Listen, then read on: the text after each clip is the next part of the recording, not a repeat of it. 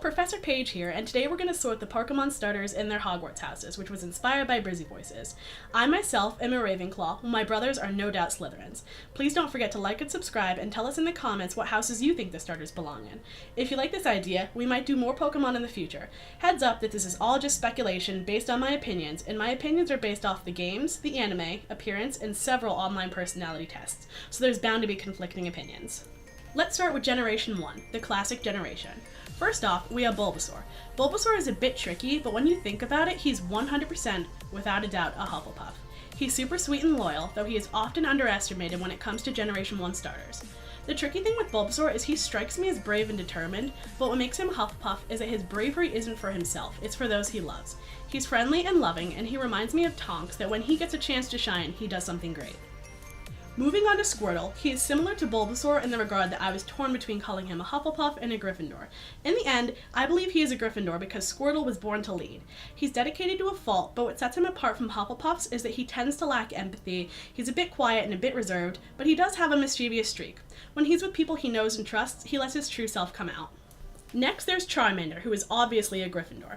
Charmander is a take-charge kind of Pokemon that isn't afraid to back down from a fight and stand up for what he believes in. While that power may go to his head, they are super loyal and will forever stick to those that are loyal to him. In fact, Charmander might be the most loyal Pokemon of them all, making him an excellent starter, perhaps why I picked him when I played the games. While Pikachu might not be a traditional starter, Pikachu is Ash's starter, making him someone I wanted to mention. The theme for this generation seems to be loyalty, which is making it super hard to decide if they are Hufflepuff or Gryffindor. For Pikachu, the color scheme might have swayed my opinion a bit, which is why I put him in Hufflepuff. Pikachu is a fun-loving, perky, adorable, and social, friendly little guy. Pikachu also has a sensitive side and is very loyal to Ash. Moving right along to Generation 2. First up, we have Chikorita, who is known for being docile and friendly, as well as happy and bubbly, making it the perfect candidate for Hufflepuff. Chikorita also has a sensitive heart and a thoughtful demeanor, which made picking Chikorita for Hufflepuff an easy choice. Next up is everyone's favorite fire, echidna, and chinata, Cyndaquil. While you'd think from the fire coming from its back that I'd pick Gryffindor, I've got to say that Cyndaquil is a Hufflepuff due to its shy but friendly nature. While Cyndaquil might ice you out at first, it'll warm up to you. Someone please stop me with the puns, I really can't stop myself. Besides that, Cyndaquils hate blending in and march to the beat of their own drum, much like all our favorite Hufflepuffs. You could always smile at this crocodile, Totodile. For me, this was a no-brainer that he was a Slytherin, with his cunning nature and strive for originality. While Totodile might be standoffish when it comes to socializing, when it finds a clique, it really shows its true colors. You just gotta make sure it's the right friends. We don't want a repeat of our favorite melodramatic anti-hero, Treecko.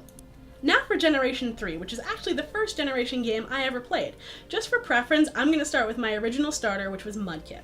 He was a super easy choice. He is 100% a Hufflepuff. He just has such a bubbly personality. I really need to stop with the puns. Mudkip has an attractive personality that makes everyone want to hug it and be its best friend. Maybe that's why it was my first starter, but who knows what I was thinking at age 8. Next up is Torchic. Torchic was another difficult choice between all of the houses for this little firebird. Again, I have to go with Hufflepuff just for the sole reason that they always seem so happy. They have a fiery side like Gryffindor, they're cunning like Slytherin, and they have a desire to learn and understand just like Ravenclaws. What won me out for Hufflepuff and not the other houses is that they appear to be helpful to any and everyone, always willing to offer a helping hand, or wing, so you might say. The last Pokemon we're going to talk about today is Treecko.